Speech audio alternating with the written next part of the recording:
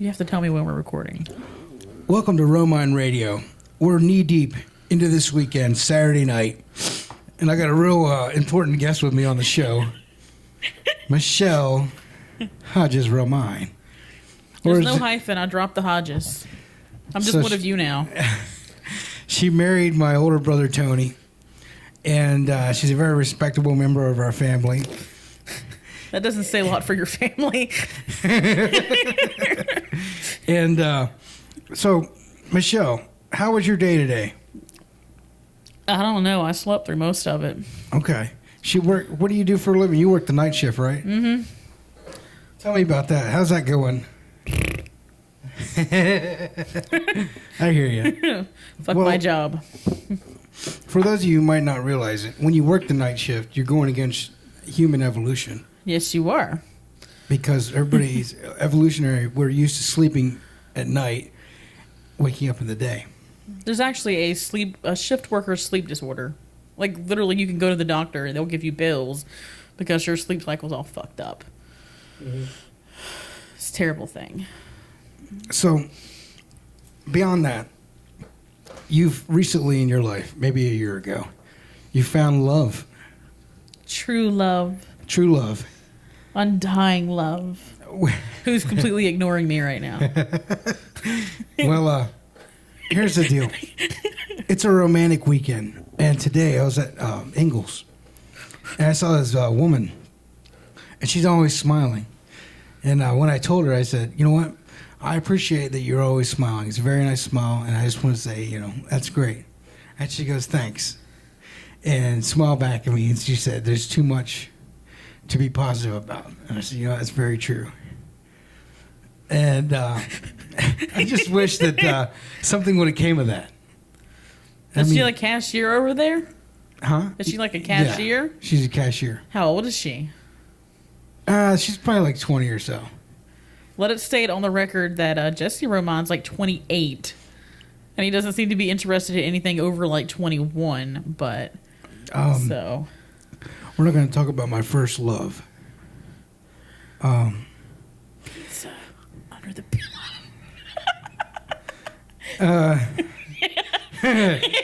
Anyways, listen, I want to talk about love a little bit here.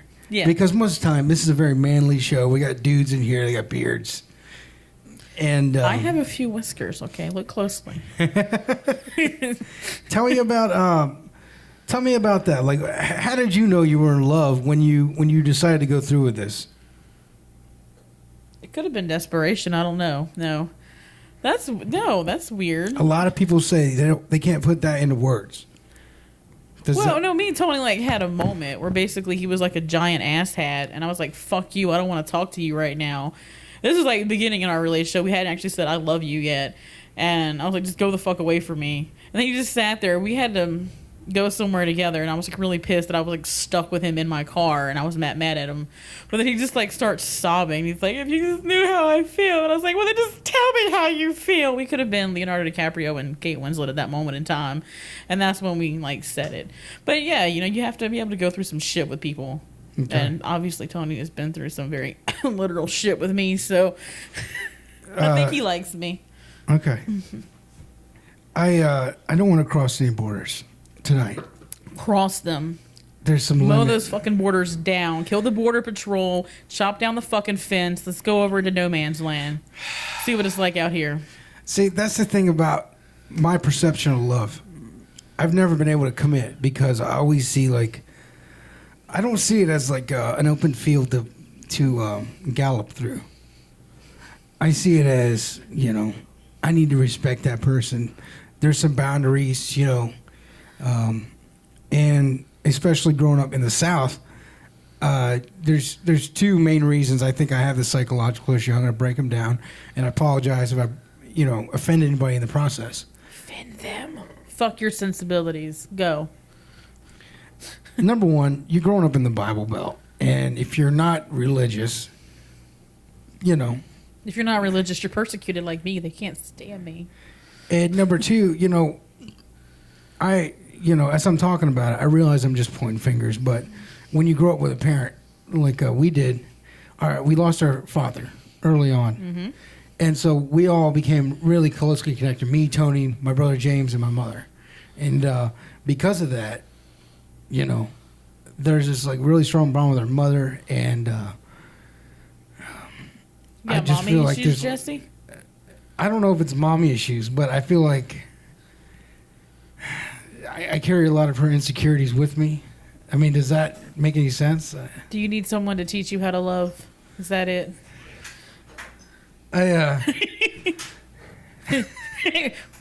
Let it stand on the record that we just ran my husband out of the room. That would be Jesse's older, not younger brother, Tony. You know, what do you think about that? I think that it doesn't matter what it is, just get over it. There comes a point in time in your life when you have to realize whatever happened is what happened. You can't change the past. You can't change what anyone else did. You can't change what anyone else said. And you can't even necessarily change how you felt about it. But you can change what you're doing now. You can be aware of, well, this is why I have that hang up. I'm just going to choose not to have that anymore. It's not easy. Nothing ever is. But it's not as complicated as all that. It's literally just saying, I'm done with that, and then being done. Well, it's like when you listen to the radio, I think 9 times out of 10, you're going to hear a love song. And, you know, take a look at... I love you like a love song, baby. I think like Adele. Adele? Adele sings these songs. They're so popular. Uh-huh. But it's about breakup. Do you think that people are, you know, attracted to the feeling of feeling lonely? I mean, we are a very dramatic society right now. But in general, you probably have heard this 1,001 times now in our hyper-realized society. We all know that love is a chemical reaction. It's a fucking drug. You get high off of it, and it very quickly wanes, and we don't really have a lot of stick-to-itiveness. Like I said, Tony was being an asshat. He pissed me off. And typically what you would do in that scenario is just leave. I'm not going to talk to him. And even though Sex and the City is the stupidest thing that ever happened, it's like in that one movie where Carrie was actually going to marry Big. He literally just had some cold feet, tries to call his broad. She doesn't answer. He freaks out. Right. She doesn't talk to him for a fucking year. Wow. They end up married anyway, and it's like, oh, if I had just answered my phone or given you 2 seconds to speak to me, you would have cleared the whole thing up. But I was too busy being a gigantic fucking drama queen. Mm-hmm. You know, you have to realize... Now I'm going to quote another sappy love song. Most people probably don't quote Maroon 5, but it's not always rainbows and butterflies, it's compromise. They have to, because marriage and any relationship, it's not just, oh, I love you and you make my pussy wet, my heart go boom. It's work. You're dealing with another person's farts and burps and needs and, well, I want to eat now. I want to eat this and I want to go here. And you're like, I'm totally in this fucking zone right now. And you have to be like, I can't actually just go over here and they just go over there, because the whole point of a relationship is being together. So people don't want to do the work. And as far as Adele is concerned, we just like drama in our movies and our television. We want something fun to look at. Mm-hmm. We don't want to hear a song about I worked through his gas issues last night. It's not going to happen. I think the music industry has made a lot of money off the feeling of wanting somebody or not being good enough for somebody. That's a marketable feeling. Well, that comes from a lot of your female pop singers, and that's like a whole women's rights issue. Are we worthy of love anyway? But... Mm-hmm. How about you, though? Do you feel like you're attracted to being alone? Do you feel like you're a tortured artist that no broad can understand? I mean, growing up with what I've dealt with, I've actually learned to accept myself, and I don't know particularly how I look in women's eyes. So are you afraid you're not good enough? I feel like there's a lot of... you know, physically, I had some problems that I... Can we just name them on the radio? Well... What your one big problem is? Well, I mean, we can. I have a chronic skin condition. He has psoriasis, and he's afraid he's going to flake on a lady. And in your case, the thing to do with that... Why do we keep having an audience? This is like a sitcom. This is a sitcom. Our oldest brother, James, just walked in. Now he gets to hear about Jesse's love problems. But no, like in your scenario, that's just like in any case of someone who's got, even if it's just a body issue, You just have to develop a relationship with someone that's not necessarily based on sex, and then work your way up to that. Because, there's ways you can handle it. You don't have to, like, strip completely naked and shed all over her. You can keep your clothes on. And you don't need to worry. And that's the other thing, too, is you don't need to worry about sex unless you're just trying to get laid. That's fuck buddy territory. And in your case, since you do have these hang-ups and obvious issues, you probably are going to go the fuck buddy route anyway. So you just find a broad, you seduce her, you treat her right, get her respect, and get her to like you. And early on, you go ahead and tell her you've got this issue, you've got this hang-up, and let her think about that. Let her decide if that's something she wants to deal with. Because that's part of it, too, is, like I said, with Tony being an asshat sometimes, he makes me laugh, though. More than anybody else does. And I just like being with him. And sometimes it gets on my nerves. But in general, I'm very comfortable with him. I take him home to my parents' house, and, like, I don't even have to be there. Half the time, they don't even care if I'm there or not. Tony just sits on the couch. He's read every book that my mother has read. He's watched every show my dad has watched. So it's give and it's take. And, yours is a little more obvious taking there. Can you accept this? But same thing. You just got to build that strong foundation. I think my problem, because it's so physical and because I've dealt with it for so long, it's very poetic in the sense of being lonely. And, it's like the Phantom of the Opera. What I see in the mirror, and what maybe another human that's listening might see in the mirror, isn't really who they feel like they are inside. But yet then again, as humans, all we have is what's on the outside. No, that's not all we have. That's our perception. It Initially. is our duty as decent human beings to try to rise above our perceptions and our initial reactions to things. And anyone who is so shallow and base that they can't is not worth your time. I think, when I moved away, I moved away for a while right after high school. I went to Wilmington for film school. And we had to get a job. And I found a job at a restaurant. And they hired me. And then they're like, oh, well, here's your uniform. And then they saw I had psoriasis. And as I clocked in, I went to go wash my hands and start working. They come in and said, hey, sorry, you're done. We can't have you here. And we need you to bring back your uniform right now. And, I guess there's a lot of rejection that I fear or something connected with that. But, it's just kind of like, it's not that I wasn't good enough to cook. It was just I wasn't, they felt like... It's your body issues. And it's like I said, that's your hang up. And like in the case of that, because I don't even know if that's legal because there are health department standards, I'm pretty sure if you verifiably have AIDS, they're not going to let you slice people's meats just in case, my God, you do hurt a finger kind of thing. Which you wouldn't give someone bloody meat anyway, but it's the whole idea. I don't know what the legality of that is. But that's the kind of thing, that's where you start. Is that legal? Do they have the right to fire me for that? And then if they don't, that's the thing. You learn what actually is legal in our society. You abide by that and what kind of makes sense. And otherwise, you tell people to go fuck themselves. Okay. Just because you have psoriasis doesn't mean you're not attractive. You're very handsome. He has long, flowing locks. It's very epic hair. He flips it. He's kind of like a chunky Viking sort of thing going on. He will slay your hearts, ladies.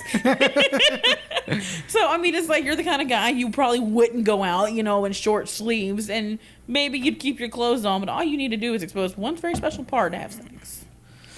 And you don't even need that part to satisfy a lady. I see your hands. You don't have any flaky skin on your fingers, honey. You'll be all right as far as the sex is concerned. As far as everything else is concerned, take a bath, comb your hair, wear clean clothes, you're fine. Yeah. It's all in presentation. That's what I want to talk about too. Is like for men out there that may be wondering where are we going wrong once we get to, hey, let's hang out.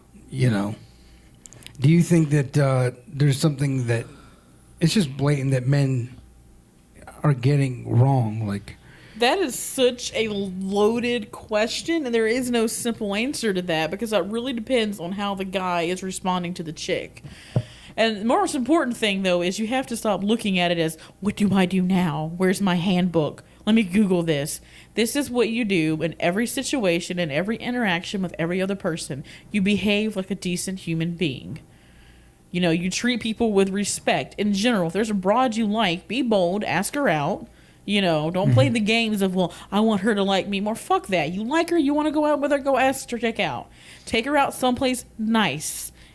Talk to her and listen. Don't dominate the conversation like you would do with anybody else. If you were out there with your guy friends, you wouldn't run them over in the conversation. You wouldn't cut them off. You listen to what the chick has to say. You respond to it. You communicate what you want and what you're interested in. And like I said, you just treat them with respect. It's not some kind of game to be won. Right. And you figure out what that chick wants, too. Because you've got these crazy, and I'm just going to go ahead and use that term people don't like, feminazi, crazy broads who are like, you're a man and you looked at me, that's sexual assault. Figure out what kind of chick she is, what kind of values she has, and how you can obviously talk to me about any fucking thing. I don't care.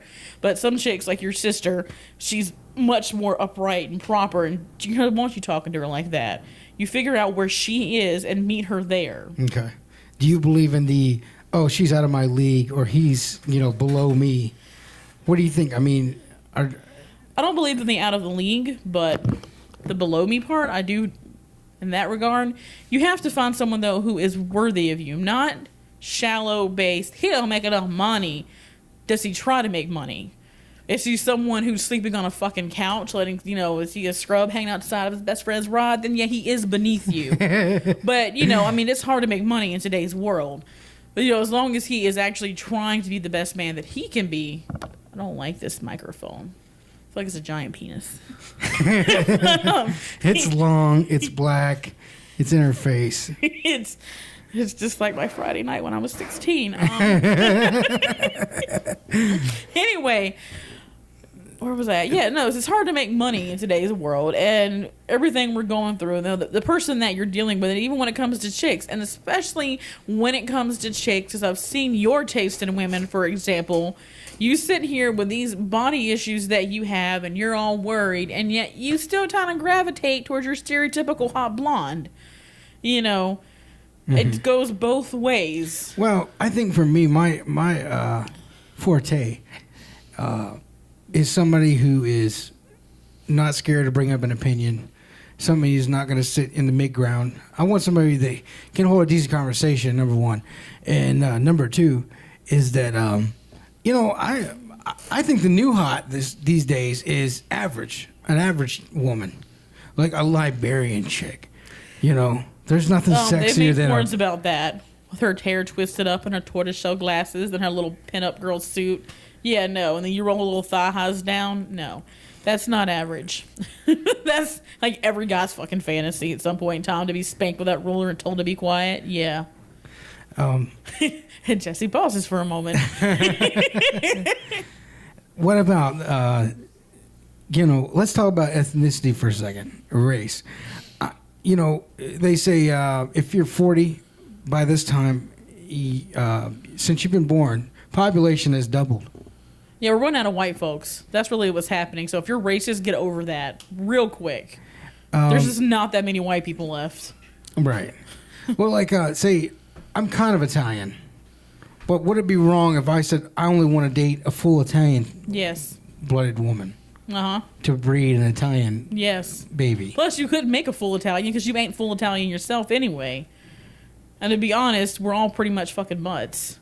And even if, I'm pretty sure you rolled over to Italy, what was it? Some little small Italian island just managed to declare their independence. We're our own people. Even inside of Italy, they're not going to all be literally from the same lineage. They're going to have different looks. You have blonde Italians, Mm-hmm. They're not... It's just like the whole thing with, I'm African. Africa's a continent. There's actually lots of countries there. There's lots of different lines you could descend from. There's 1,001 different ways you can look based on where exactly in Africa your gene pool is from. Mm-hmm. So it's hard-pressed anyway to find a full-blooded anything anymore as it is. But you should not try to seek out a certain ethnicity unless you actually are trying to build some secret super Italian race to take over the world. But I would just call you Hitler, and that's not cool. It's just not acceptable. No. I one day I'd like to be settled enough to financially say, okay, we're gonna take 2 weeks. So you gotta go to work at Walmart, honey. We're going to go to Sicily, or we're going to go to Florence, Italy, and we're gonna have wine. We're gonna go on the bodegas. We're gonna be romantic, you know. Listen to the Italian musicians on the road. Tony does not like this podcast. Doesn't matter. I love you anyway, honey. See, it's compromise. All right. I'll go home and rub his feet and tell him it's okay. If I'm financially set up, one day I want to get you and Tony a all expense paid trip on a safari. Because if you ever watch these guys on the road, every animal they see, they kind of like flip out a little bit. I would love to go on a safari, so do that. Okay. That would make me happy. Like, I would need a lot of sunscreen, though, because I'm just like pretty much straight Irish. Yeah. I don't turn brown. I just turn red. They'll pass cows. And I'll say, look at the baby cow. Look at the squirrel. That baby cow is really fucking cute. Okay. That's another thing about this generation too, is the cats. Wow. Talk to me about cats. Is it just a female thing? I don't know. I don't know. You never see a guy who's like, hey man, I like cats. You don't see a guy admit to it. Well, here's the thing. Dogs rule, cats drool. Dogs don't like cats. Dogs. Fuck me, Jesus. Dudes don't like cats for the same reason, and I'm going to be a little sexist here. They're kind of scared of women because cats are smarter than you. What? Yeah. Cats are pretty fucking clever. Men don't want to have to think too hard if they don't have to. The thing about a cat, that I truly believe that a cat... You believe in the cat? Oh, Lord Cat. I believe a cat does not care what you say to him. It feels like it doesn't have to listen to you. And also, I feel like a cat So you want an animal that's going to love you back, because a cat is not going to love you back. There you go. Cat is your god, and you worship it. Maybe that's what it is, because men just can't, handle not being, like, the top shit. Like our dog, our dog Rascal / Oscar, as you like to call him. Like, Oscar. He just fucking lays all up in Tony's lap. He waits for him to come back to the bathroom. He'll give them indignant looks if he hasn't come to bed in time enough. And that's what you guys like, isn't it? Someone just be, I love you. I love everything about you. You're the best. And it just terrifies you that something may not be interested in you, and you might have to work for it a little bit. But that kitty cat, you got to dangle that ball, and that cat may or may not come over. And you may not know today whether or not that cat loves you at all. That's a chance you got to take. And men are scared of that. Well, it's very poetic metaphor, looking at how that kind of relates to our needs. But as far as, what the average man thinks or what the average woman thinks, I don't I don't really know. I've always been an original thinker. I think that's the biggest problem is we keep trying to make everything like generic and fit into like a little blog, and it's not. The problem is we all actually have very original thoughts, but we're very conventional people, most of us, and we live a very conventional lives. So even if we do have that one wild thought when we're 10, we're going to be like, oh no, someone might have seen that. What am I supposed to do? And now they go to the internet. Oh, that's what the rules says. That's what Sex in the City says. That's all the crazy fucking feminazis say. That's how I should be. And everyone, men and women alike, are just terrified to just be who the fuck they are. Mm-hmm. Everyone's trying to ascribe to something. Men have to be big macho football players, and we consider guys who like comic books and stuff to be nerds and pansies, and we just aren't as scared of them as we are big football players, even though I'm pretty sure Tony could probably fucking lay your ass out. And he just walks around with a book in his hand all the time. Me? Anyone. Tony's very thuggish, if you've ever noticed the way he walks. And, I mean, he's a little short guy, and you probably could beat him up, and he will really probably fucking hurt you before you go down. And the thing with Tony, too, that's what I'm talking about. People need to be who they are. For example, he is just this little chunky nerd, but he doesn't take shit off of people. He talks back. He says no. You would look at someone like that and think, oh, well, according to my little box way of thinking, this is a guy I can push around. And then he fucking puts your ass on the ground. And it's like, what just happened? But most people are scared of that. Yeah. They're like, oh, I'm a nerd, so this is what I'm supposed to do to be a nerd. That's your classic hipster thing, though. With people now, it's like, this is what it's cool to like this. It's cool to do that. And there's no genuineness to our society anymore. Mm-hmm. Everyone's posing for their 15 minutes on fucking ETV. They're just waiting for it. So no one's actually saying how they really feel. And to a certain extent, we've gotten so far removed from who we actually are, we don't even know anyway. Like, I'm not really that original. I just can't help it. I have like a mental deficit. I don't know how to behave. I don't know how to make it stop. But most people, they do know, and they cut themselves off very early. And at this point in time, it's done for. They're just trying to do what they think they're supposed to do.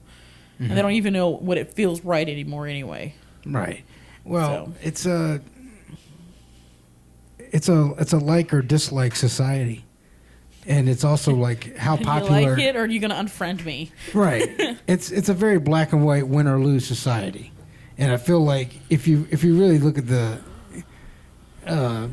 that's not how humanity got to where it is. I truly believe that people had to do what they had to do. And somewhere along the line, we have gotten very soft as people. Somewhere along the line, we've lost the fact that we're actually just surviving. The thing is, we are floating through space. We're going to slide a little toward economics now. The problem is capitalism has tricked us in our modern world.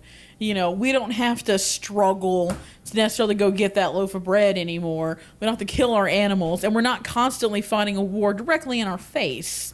You know, it's over there somewhere. Support the troops. That's the cool thing. Yeah, but you don't even know what the fuck the troops are going through. You know, the troops probably wish you wouldn't fucking support them so they could come the fuck home. You know, if the nation turned their back on them, popular opinion, they'd have to come back. And they're probably like, actually, please stop liking me so I can stop doing this shit.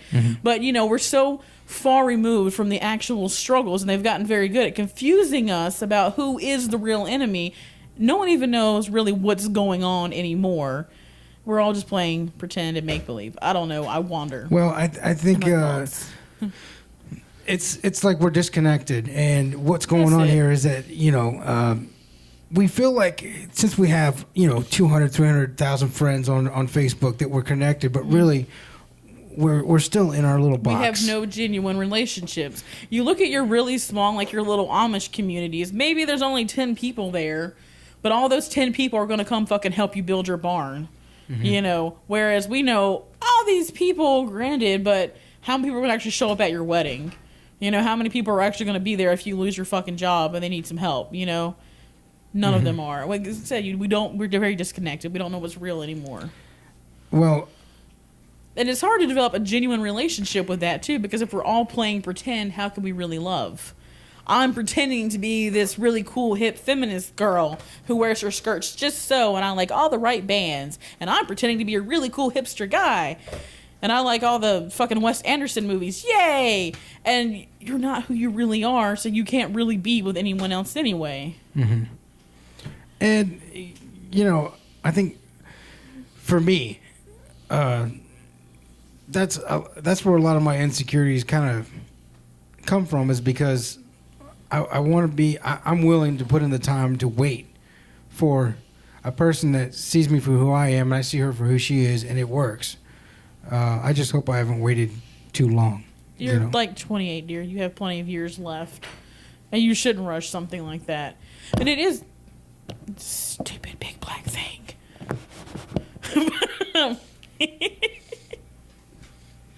It's hard to find someone willing to put that much time in it too. We all have ADHD, and it's all like, who's going to look at me more? Like the one broad you were talking to, who was just like, and to a certain extent too with chicks though. I mean, again, you have to make sure that your values line up, right? And some broads, they don't feel secure unless they're in a relationship, and then to a certain extent, you just need definition, because if it never really is anything, how can I expect anything of you?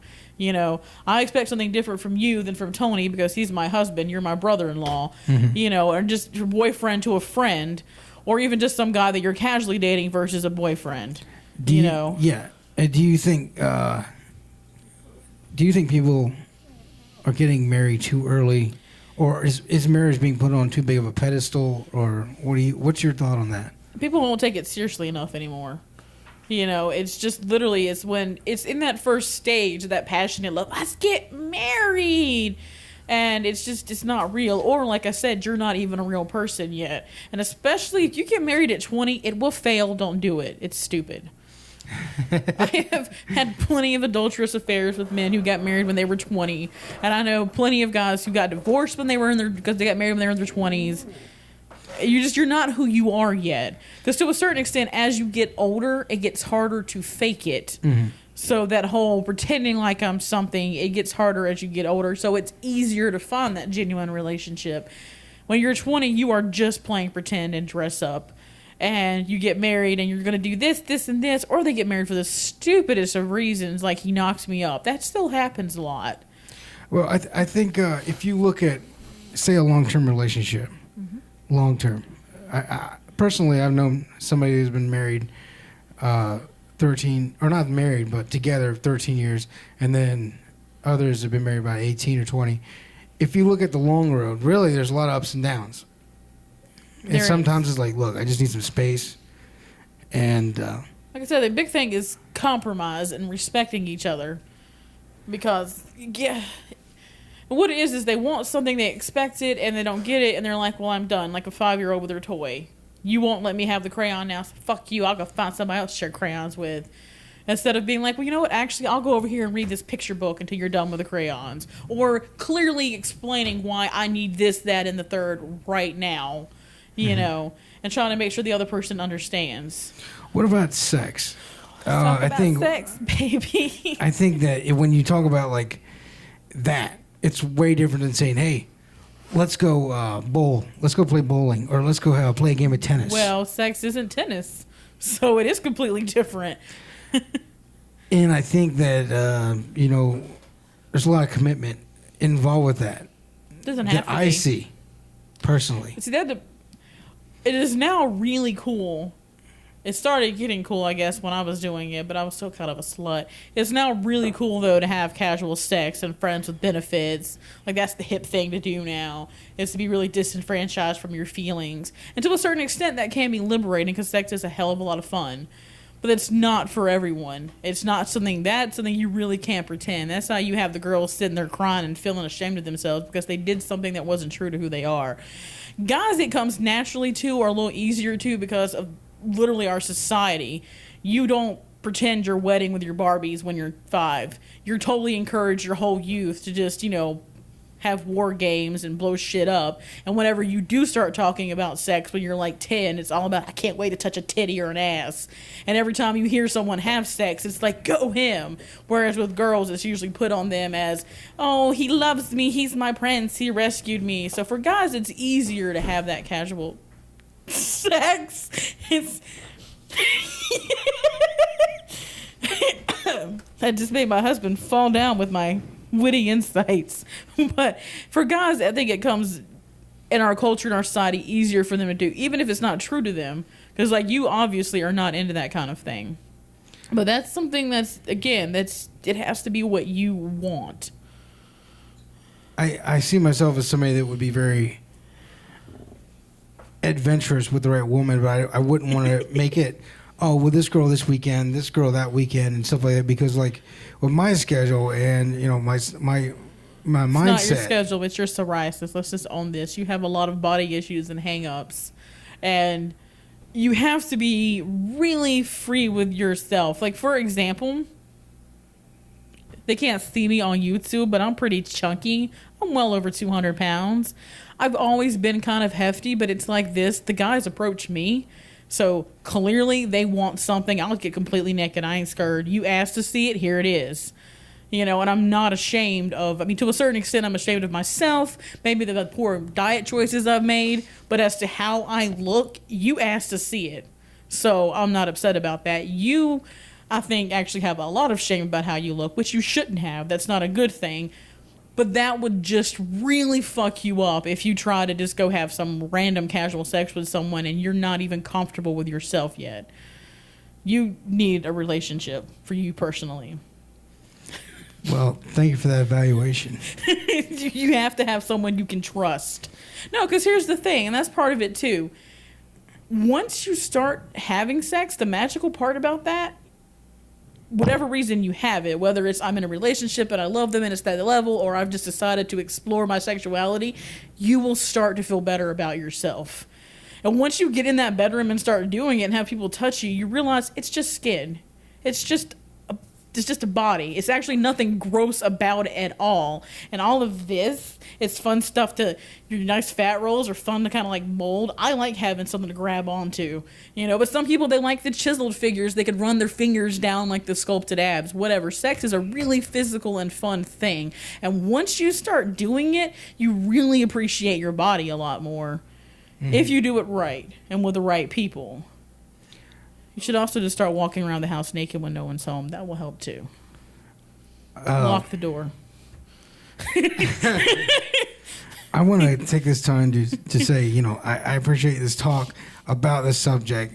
I know that, I treat it with respect. I'm not doing it, as a way to be funny or, something like that, because in the long run, it kind of hurts to be alone for so long. It does. It does. And it makes you feel like you must be worthless because no one wants me. It's like that lyric in Comfortably Numb, this is not who I am. And that's kind of the way I feel a lot of times. But you have to also appreciate being alone to a certain extent. Tony is always looking at me like, you're going to go by yourself? You don't want anybody else? No, actually I don't. I know that I want to go over here and do that, and I'm totally comfortable with who I am and what I'm doing. And if someone wants to tag along, I'm not necessarily going to drop them off, but I'm not like desperate for company because I know who I am and what I want and what I'm interested in, and I'm not just going to pick up random people to make me feel good about myself. And that's what you just have to do. Hold yourself to that ideal. Know your value, and don't look at it as a slight on yourself. It's a slight on society. What's fucking wrong with your world that you can't find someone who's worth spending time with? Mm-hmm. That's the problem. It's not you need to change or you did something wrong. Bless you. Well, it's interesting fact too. I mean, I've not really a Christian anymore. I was raised Christian. Okay. And so being raised Christian, there's also Catholic. Being raised Catholic. There's a lot of stuff that they talk about there that I feel like I've carried over with me. This is the biggest problem that I have with religion, especially Christianity and your Catholicism, which I won't say too much on because I do adore your mother, and we all know the joke is that if me and Tony ever do get divorced, I'm keeping the family. So I don't want to offend any of your family, all of whom are freaking literally Catholic 7 days a week. They give up things for Lent and all. But the problem that I have with it is it does teach you a lot of self-shame. Not just body shame. Is you should be ashamed of yourself for wanting. We can't all die to the body of Christ, And you don't necessarily have to. In my personal opinion, if there is a God out there, he doesn't want you to be miserable and suffer all the time. We can have orgasms. Food tastes good. Why would we have a body that can feel so much pleasure if we're not supposed to enjoy it? And real quick about masturbation, you need to do it because that's how you have good sex, is learning how to touch yourself so you can tell someone else how to do it. It's a wonderful form of self-expression. Right. And that's what I'm saying. You get a lot of those shame issues. And it causes so many problems for your LGBT people, lesbian, gay, bisexual, and transgendered. It's like, this is who you are. And if you stop and think about it, you've known it all along. You weren't infected by some person in society. Mm-hmm. And it's very important to get away from all of that crap. From not just religion, politics, all the gender politics, all the crazy feminazis on the internet, the fucking rape culture, shit like that. Take a few minutes and figure out who you are and what you want. And there's so many people talking in your ears all the time and trying to tell you stuff. And for the most part, we are sheep. And that's how society works. We can't all be rebels and take charge, because then we would just be constantly fighting each other. You have to have a good chunk of people that sort of fall in line. Mm-hmm. So it's not easy to be an individual. Some people have to work for that, but you need to do that. You need to shut it all out and just figure out who you are mm-hmm. and what you want and what you need, and then go from there. You recently on the internet, you posted about the general workforce and how, it was interesting to me because, you think, oh man, why would somebody ever work at McDonald's? Or I would never be with somebody that worked at McDonald's. Mm-hmm. And how wrong of an idea is that? You know what I'm saying? Shame on me for thinking that. The thing with that, what's really interesting, like I said, we forget who the real enemy is. Now we can go start talking about politics, and I get really excited. But that was an article that I had read on BBC, which is like one of the only trusted news sources ever. Mm-hmm. Everyone else has a bias just about it. But it was talking about the interesting plight of the American worker is that, you know, when we lose our job or we get like laid off, we're ashamed. We did something wrong. Or if we can't find a job after so many months, how dare us? We're miserable. The rest of the world doesn't have this problem. They understand that capitalism is fucked. The system is stacked against you, and if you lost your job, 9 times out of 10, it's just tough luck, keep trying. And what it is in that article is how, like, American worker tends to give up because they feel so ashamed. But that is one of the biggest lies, I think, perpetuated by our very particular American society. I've never traveled abroad, so I don't know how it is in Paris. But I know here we teach a lot of responsibility for things we're not necessarily responsible for, and that we should then be ashamed of because we didn't, you know, have it. And as far as, you know, working at McDonald's or something like that, it's not that something necessarily you should aspire to, you know, but if you get up every day and you go to work 40 hours a week and you're doing the best that you can, because let's just face it, some people are stupid. I'm not being insulting. We've all met them. They're just like, duh. And there's nothing that can fix that. They went to school with you. They got the same education. They have smart enough parents. You know, some people are stupid. We can't all be doctors and lawyers and politicians and businessmen. And as far as looks concerned, we can't all be porn stars and models.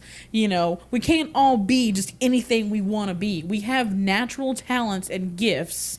And our society, as far as the economy is concerned, should be set up so that everyone has a decent basic standard of living.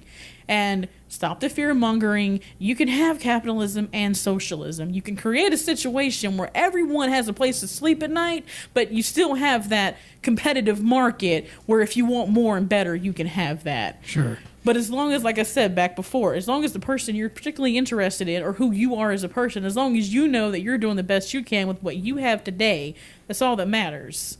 Mm-hmm. And you shouldn't be like judged as less than for that. And I whispered into the microphone about Walmart because you like making movies, and to a certain extent I'm proud of you because you do that, but you're not going to make money at it. That's something you have to acknowledge. You know, it's not going to happen. So to a certain extent, you want to get that financial stability. That's where you have to, you know, to sort of bite the bullet and go get a real fucking job out there. But don't stop doing what you love, because there are people who appreciate it. You just can't reach most of them. Therefore, you can't make money off of it. Mm-hmm. That's a sidebar. Well, I mean, I think it's like the American dream that they sell you on in every Disney movie back in the 90s. Nightmare. You know, like When You Wish Upon a Star. Yeah. You know, and it's ingrained into us to want more than who we are. And I think that what you were saying really resonated with me was that, yeah, I mean, America is a machine, and there's certain parts that need to be running, and there's certain parts that need to be innovating and stuff like that. And, you know, I just respected the fact that you were able to put that in such a way that you gave respect to the people that are flipping burgers or, you know, doing the smaller, simpler jobs. But there's still a dedication and a necessary need for them, too. I mean, someone has to ask if you want fries with that. And we can say, yeah, technically, we don't need McDonald's, but we all know we would be really sad if we never got to eat a Big Mac again, or in his case, a double cheeseburger. Mm-hmm. You know, it would really, you know, we don't have to have it, but we want it. And that's the whole thing. There's no business that was ever created for someone to be lazy. McDonald's came from two very hardworking brothers, you know, who just had like a restaurant flipping burgers. And then what happened? Capitalism. Some fucker named Ray Kroc wanders along and buys the idea from them and turns it into McDonald's, turns it into a franchise. But you're still have to be on your feet for 8 hours flipping those burgers. You have to deal with those bitches that come to McDonald's at 3 o'clock in the morning. Bless you. Everyone's sneezing around here. They're all like, I got 2 separate orders. Yeah, go ahead with your first one. Can I get a sausage biscuit? 2 10-piece McNugget? Yeah, actually, I'm sorry, I got a third order. 10 minutes later, they've ordered $30 worth of food and just ruined your whole fucking night. And then they just sit there in the window like this, just staring at you like the fucking slovenly cows they are. That takes a lot of fucking patience not to come out that goddamn window and choke those bitches out and throw their fucking bodies in the dumpster. You should make $10 an hour just for not fucking putting your hot spatula in their face, you know. Yeah. So, which at this McDonald's, they would probably do that because they're terrible. It is the public sector. in the public in America, it's so scary. Well, I think a nice way to sort of, encompass what we've been talking about is to talk about porno, the good and the bad. Let's talk about pornography. It's a wonderful industry. I think pornography is a tool. It's a tool for what it's intended for, to watch and sexual enjoy. Pleasure. But on the other hand, I think that it kind of presents a superhero body sometimes that is sort of like ingrains in the viewer that, oh man, well, I'm not like that. Jeez, Weak people see it that way. Like I said, I want to going back to what we've all talked about. It does encompass that. Who are you and what do you have to offer? Mm-hmm. That chick is like on screen in front of everyone. She wants to look her best. You're in a bedroom with like your man or your lady or your men and your ladies, whatever you're rolling with that night. It's just that particular person you're dealing with. Naturally, if you're going to be presented in front of millions of people, you want to look good. And also the other thing is, too, we have to stop this idiotic, I should look like a Hollywood starlet. Why? They make billions of dollars a year. They can afford so much plastic surgery. They can afford those fancy face creams from Paris. I can't afford the upkeep that they have. They have 500 people a day prepping them to make them look that good. That is not an ideal for me, and it's so damaging. We have to stop thinking of all these external people as role models.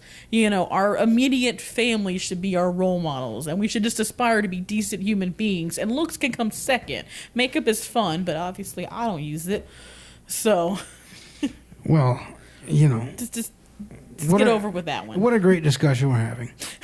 Because you sound so unenthused. I think it's something that we're talking about, the gray lining of the society. Blurred lines. Oh no, I'm a rape apologist. It's something that people don't really look at. I think these days it's all about, well, what can I put in front of my face? What's going to entertain me and take me away from reality? Yeah, reality is we're spinning around on a rock. Millions of miles a second in the middle of nowhere, spinning off into nothingness. And we don't know what it is out there. It's all unknown, and I think that unknown scares me. It scares the unknown about relationships and sex and everything is what it scares me. I don't, it's... And see, how this ties back into the previous conversation. Like I said, all you can do is the best you can with what you have. You start with yourself. You create a self that you're comfortable and happy with and proud of. And as long as you can look in the mirror every day and say, this is who I am and I'm cool with that, you can handle any of that unknown because you know what your strengths and your weaknesses are. You know what you bring to the table. You know what you need to make yourself a better person that maybe you can't provide. Maybe I need someone to help me check myself. I need someone to help me behave sometimes because if I don't have someone to hold me back, God only knows. I'll be sprinting naked through the field right now, covered in glitter or something. I don't know. So you'd find out what you might actually need from the world and other people, learn how to cope without it, and just be cool with yourself, and then just venture bravely into the unknown. One last thing. What do you think about it? It started in 2005 with the organic, sustainable, let's be green movement. As it bears on relationships or just a general social topic? It's a general social topic. I mean, you walk into I think it is a really good idea. This is a podcast. I could go on forever and ever. Maybe we can get into this on the next one, but go ahead. I do work nights, and I'm a janitor at a hospital, so I clean lots of lobbies, which means I have access to all the magazines. And what's interesting to me is the different genres. Your Reader's Digest, Men's Health just had an article I was reading last night, the latest one. Reader's Digest, Men's Health, Glamour Magazine, Vogue, In Style, Prevention, a variety of magazines that target a variety of different demographics. They all keep using the term obesogen, which is a real thing that my husband doesn't believe me. Obesogen. Basically, what they have discovered is that this Plastic Mountain Dew bottle is killing you. Okay. There are things in our environment and our plastics and our keyboards. It's just like with your DDT back in the day. There's 1,001 chemicals that they use every day to make this microphones, to make your socks, to make your shoes, that make you fat. It's the endocrine disruptor. That's what they call it. I'm scared. And they were even, the one in Men's Health was really interesting because they delved into a lot of different ideas. Carbon monoxide, or not carbon monoxide, carbon dioxide. The emissions are up.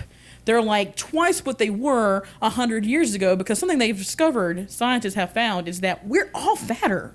It's not just Americans are obese. Across the fucking planet, in the most remote little islands, they have discovered, even if the people aren't obese, they're fatter than they just were 50 years ago. They're still just eating rice and fish. Why is their body bigger? So like the carbon dioxide, those emissions are up. We're putting so many more chemicals into our environment. The same thing with like the green movement. You look at your foods, how many of those things, he hears me preach about this all the time, that's why he's rolling his eyes at me. But the next time you go to the store, read your packaging label, you're going to see a chunk this big on the ingredients list that you can't pronounce. Mm-hmm. That's just chemicals. Kraft macaroni and cheese just pulled yellow food dye number 5. Yellow number 5. Yellow number 5 can give you cancer. Subway over here has been putting this shit in their bread. You might have heard of this one. That the same chemical they use in yoga mats can give you cancer. In America, they can put that in the bread. This shit's not allowed in the bread in Europe.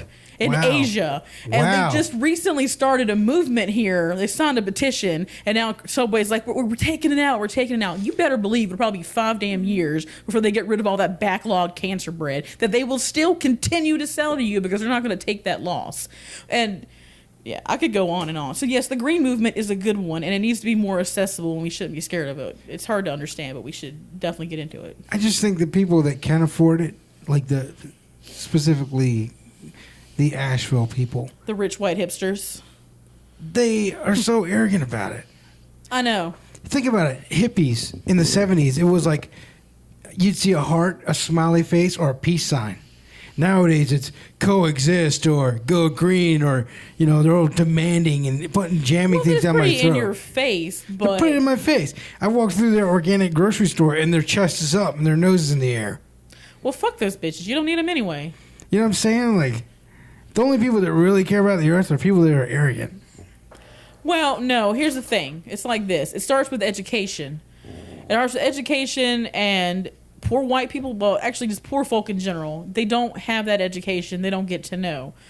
For like myself, I'm not, and this is a whole nother topic. I am pretty smart and I like to know shit, so I find things out. But I didn't do that to myself. I didn't make that decision when I was like 5. I want to be a clever girl. The universe just gave me those genes. Like I said, most people are kind of, they don't have that.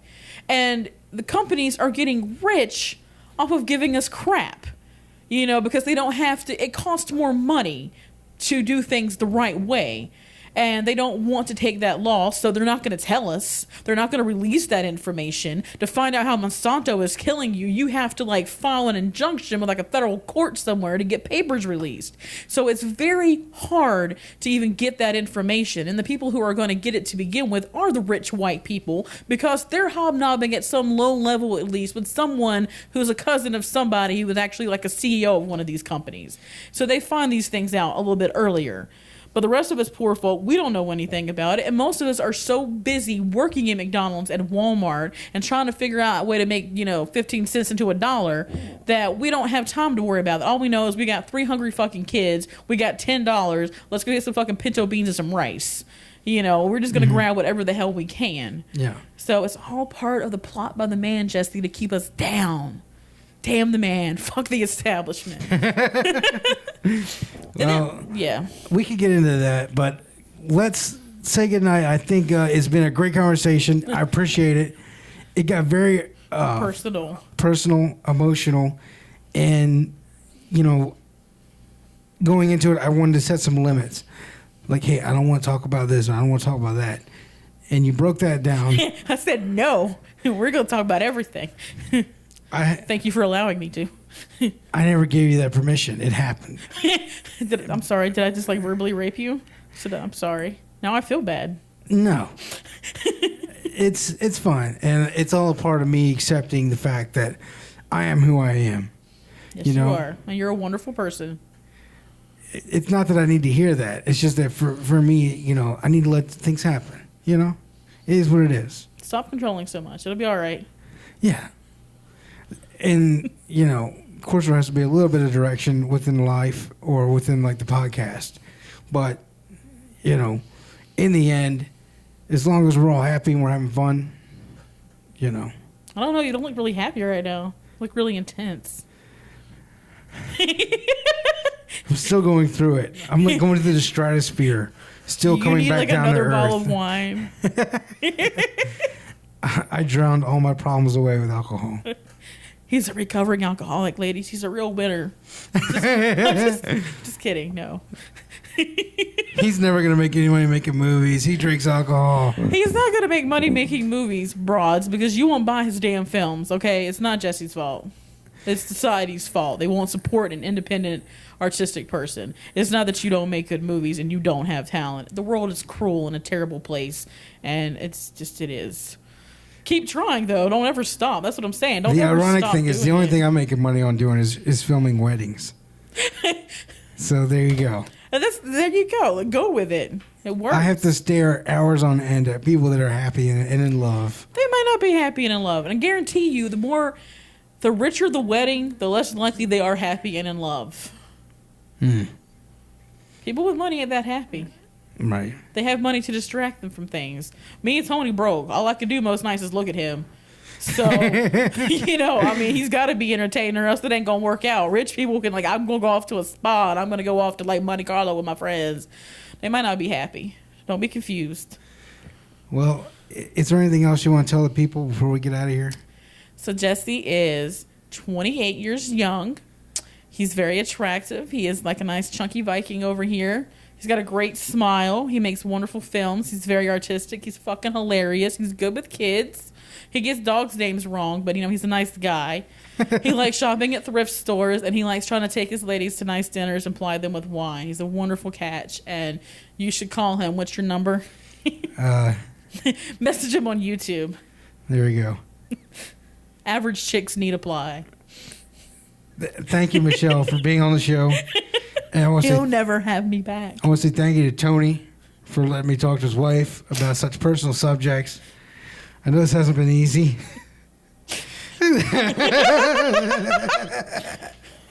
He just gave me the biggest fuck you look. Look at you. Even worse. All